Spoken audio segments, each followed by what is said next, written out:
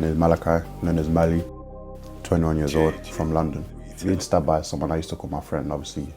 He was my brother for 4 years. So yeah, it's impacted me a lot because it's took my trust away in a lot of people, especially the friends I already have. You know, even the friends I've known for longer than I've known him. Yeah, it's just made me look at everyone sideways, made me think, yeah, you really can't trust no one in this world.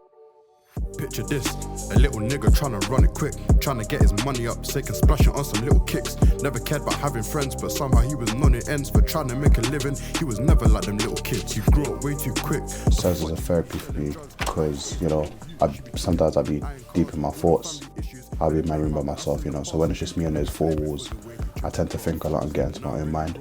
So I put on a beat, you know, I connect to the beat, I listen to the beat over and over again, probably over 10 times, you know.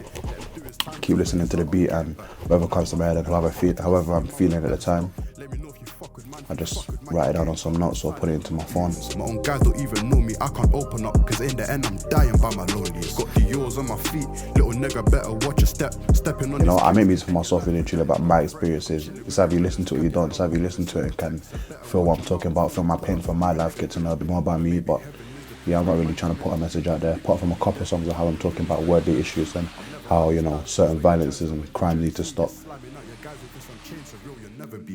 Our mummy tried her best to keep her pitney off the street. I lost my dad, then lost my mind. Can't say that it went hella peak. I pray to God he'll never leave, cause if he left I'd be deceased. I know I got my rams, but that's to keep me safe up in the streets. I need $1 million, fuck that, $1 billion. Get my family out the ends and put on all my kiddies them. Kill a former ops so I don't stress about getting yinged again. Need a better life so I don't ever have to sin again. Well, in the moment when I was bleeding out, you know, I had my hand over my wound, trying to save myself, trying to call for attention. It was late at night, so I understand why, you know, people are driving by because they'd be scared if they just see a random black man bleeding to death on the street. But at the same time, it just made me look at the world different, you know, because I kind of lost faith/hope in humanity. Because if that was me personally, I'm not going to just watch anyone bleed out like that. Because I'd get home wondering what happened to that person. Are they still alive? Are they dead? You know what I'm saying? So yeah, I just find it weird overall, and I kind of lost faith in people, to be honest. The name of the song that I feel the most is Out for Blood. That talks about my situation the most, kind of in depth, and how I feel about the situation. I made that song quite some time ago, so certain things might not apply now, but yeah, I made that song quite some time ago, so that's the song that applies to me the most and how I feel about the situation. So yeah, Out for Blood, that's the title. Lessons I've learned. Number one lesson, trust no one. That's my number one lesson. I already trusted no one from the get-go, but it's kind of enhanced that thought. So I really don't trust no one, to be honest with you. My journey from then till now, I'm more alert with who I talk to, who I alert with with who I call friends, my friends especially. You know, I'm alert with who I hang around with, you know, certain people I'm around with at certain times. You know, I just gotta make sure I'm not around certain bad energy in certain places, you know. I wouldn't be going out everywhere like I used to be, you know what I'm saying? I just put myself in a bit more safe environment. As a man of God, I found forgiveness for the person, for the people. As a man of God, I've forgiven them. As the worldly man I am, I haven't forgiven them. So as the current man I am, I haven't forgiven them, no. But as a son of God, son of Christ, child of God, I've forgiven them.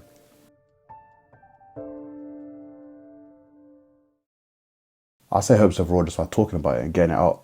Not to people necessarily, to music. Through the music. Yeah, because it's a different type of feeling when you're talking to someone compared to talking to a beat. I don't see it inspiring them to do anything, to be honest, but they'll definitely be able to feel my music on a personal level. I'm not telling them what to do and what not to do, but they'll feel my music on a deeper level than the average person who hasn't been stabbed with or hasn't been in a certain type of life. To be honest, I wouldn't say I'm really vulnerable, to be honest, you know. The situation kind of strengthened me as a whole, as a man, you know what I'm saying? So yeah, I wouldn't say I'm really vulnerable in any case. I'm kind of always prepared for anything now, to be honest.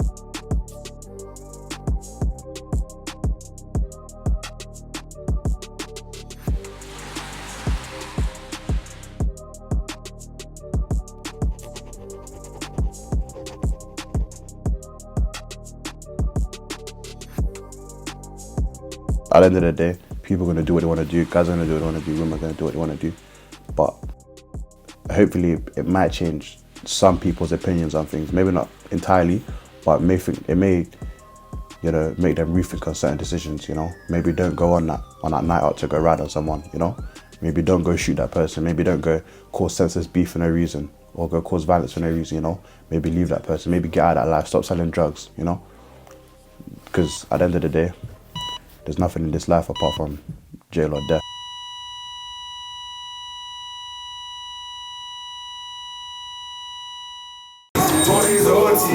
You were 7 and feet.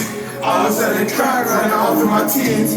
Tell you down straight, you can't mess with the team. My nigga MB2, super 5 in your team.